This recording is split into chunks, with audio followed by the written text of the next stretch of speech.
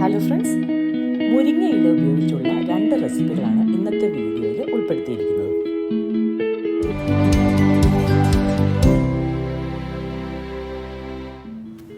ആദ്യം മുരിങ്ങയില കറി എങ്ങനെയാണ് തയ്യാറാക്കുന്നതെന്ന് നോക്കാം.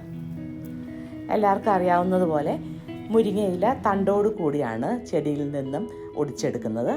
അതിനുശേഷം അത് നന്നായി കഴുകി വെള്ളം വാർന്ന ശേഷം ഇതുപോലെ തണ്ടിൽ നിന്നും അടർത്തിയെടുക്കണം. ഇല ആദ്യം അടർത്തിയെടുത്ത ശേഷം പിന്നീട് കഴുകി വെള്ളം വാർന്ന് ഉപയോഗിക്കാം. പക്ഷേ നമ്മൾ ചെയ്ത മെത്തേഡായിരിക്കും കുറച്ചുകൂടി എളുപ്പം. ഇതുപോലെ ഇലയെല്ലാം നമ്മൾ അടർത്തിയെടുത്തിട്ടുണ്ട്. ഇനി അടുത്ത കാര്യങ്ങൾ എങ്ങനെയാണെന്ന് നോക്കാം.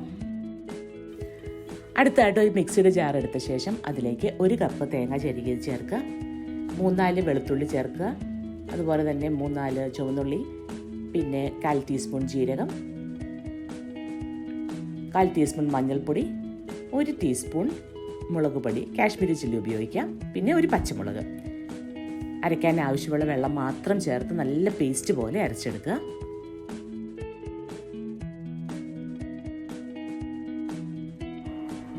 അടുത്തതായിട്ട് നമ്മൾ കറി തയ്യാറാക്കാൻ ഉപയോഗിക്കുന്ന പാത്രം സ്റ്റൗ കത്തിച്ച് അതിൽ വയ്ക്കുക. നമ്മളിവിടെ മൺചട്ടിയാണ് ഉപയോഗിക്കുന്നത്. അതിലേക്ക് 2 ടേബിൾ സ്പൂൺ എണ്ണ ഒഴിച്ച ശേഷം 1 ടീസ്പൂൺ കടുക് പൊട്ടിക്കുക, 5 വറ്റൽമുളക് ചേർക്കുക, 6 ചുവന്നുള്ളി ചെറുതായി അരിഞ്ഞത് ചേർക്കുക. ചുവന്നുള്ളിയും ചേർത്ത് നന്നായി ഇളക്കി യോജിപ്പിക്കുക.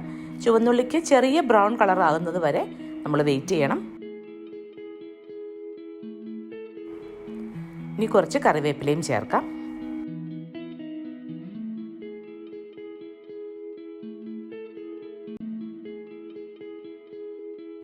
അടുത്തതായിട്ട് റെഡിയാക്കി വെച്ചിരിക്കുന്ന മുരിങ്ങയില 2 പിടി എടുത്ത് ഇതിലേക്ക് ചേർക്കുക.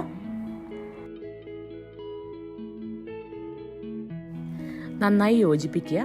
മുരിങ്ങയില എണ്ണയിൽ കിടന്ന് നന്നായി ഒന്ന് വാടി വെന്ത് വരണം.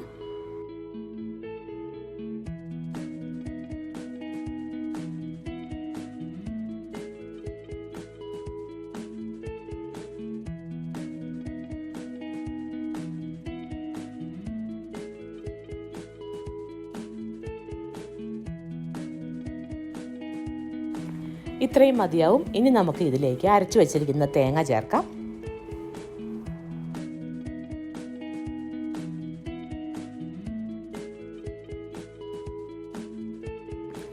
തേങ്ങയുടെ പച്ചമണം മാറുന്നത് വരെ ഒന്ന് ഇളക്കി യോജിപ്പിക്കുക.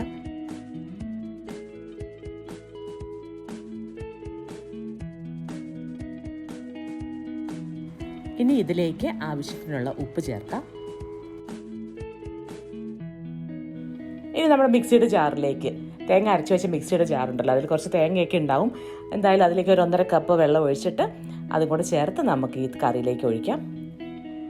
അത് നന്നായി ഇളക്കി യോജിപ്പിക്കുക. നമ്മുടെ ആവശ്യമുള്ള കൺസിസ്റ്റൻസി നല്ല നീട്ടിയാണെന്നുണ്ടെങ്കിൽ അങ്ങനെ എടുക്കാം, കുറുകിയ ചാറോടുകൂടിയാണെങ്കിൽ അങ്ങനെ വേണമെങ്കിൽ എടുക്കാം. അപ്പം നമ്മുടെ താല്പര്യം അനുസരിച്ച് വേണമെങ്കിൽ കുറച്ച് വെള്ളം ആഡ് ചെയ്യാം, ഇല്ലെങ്കിൽ വേണ്ട. തിളച്ച് വരുമ്പോഴത്തേക്ക് കറി റെഡിയായിട്ടുണ്ട്. നമുക്ക് അടുപ്പിൽ നിന്ന് മാറ്റി ഉപയോഗിക്കാവുന്നതാണ്.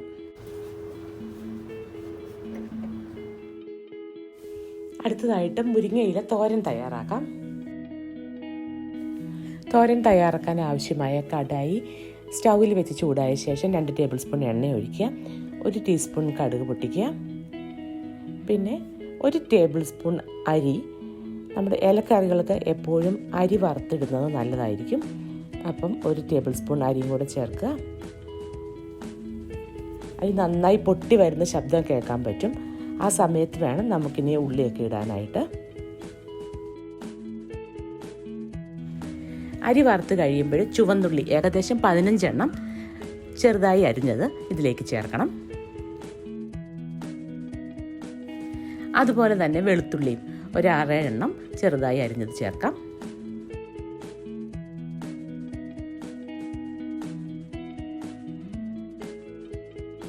ഉള്ളി ചേർത്ത് നന്നായി യോജിപ്പിക്കുക. അതിനുശേഷം ഉള്ളി ചെറുതായി ഒന്ന് വാടി തുടങ്ങുമ്പോൾ 1 സവോള കനം കുറച്ച് അരിഞ്ഞത് ചേർക്കാം. എരിവിന് ആവശ്യമായ പച്ചമുളക് 4 എണ്ണം ചേർക്കാം.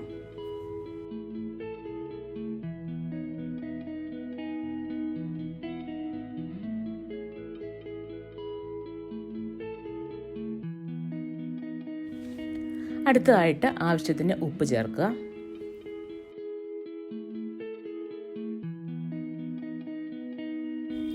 ഇനി ഇതിലേക്ക് മഞ്ഞൾപ്പൊടിയാണ് ചേർക്കാനുള്ളത്. ഒരു 1/2 ടീസ്പൂൺ മഞ്ഞൾപ്പൊടിയും കൂടെ ചേർത്ത് നന്നായിട്ട് മിക്സ് ചെയ്യുക. സവാള ഒരു ലൈറ്റ് ബ്രൗൺ ഒക്കെ ആകുമ്പോഴത്തേക്ക് ഇനി മുരിങ്ങയിലയും കൂടെ ചേർക്കാം. ഏകദേശം ഈ അളവിലേക്ക് ഒരു 2-3 പിടി മുരിങ്ങയില മതിയാവും, അത് ചേർക്കുക.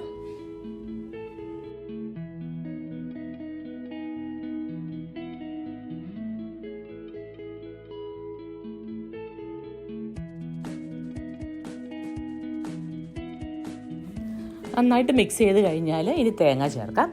തേങ്ങ ഒരു കപ്പ് ചേർത്താൽ മതിയാവും ഈ ഒരളവിലേക്ക്.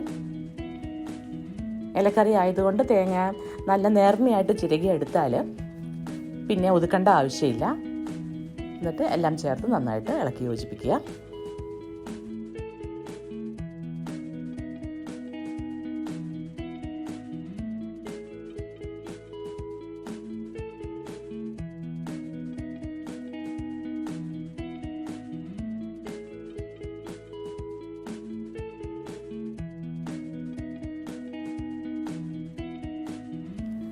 ഇനി ഇത് ചെറു തീയിലിട്ട് നമുക്കൊന്ന് വേവിച്ചെടുക്കണം.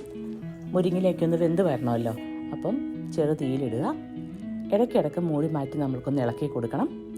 വെന്ത് പാകമാകുമ്പോൾ ഫ്ലെയിം ഓഫ് ചെയ്തിട്ട് നമുക്ക് ഉപയോഗിക്കാവുന്നതാണ്. അപ്പോൾ ഈ 2 റെസിപ്പീസും സമയം പോലെ എല്ലാവരും ട്രൈ ചെയ്ത് നോക്കുക. നിങ്ങളുടെ ഫീഡ്ബാക്കുകൾ അറിയിക്കുക. Thank you for watching.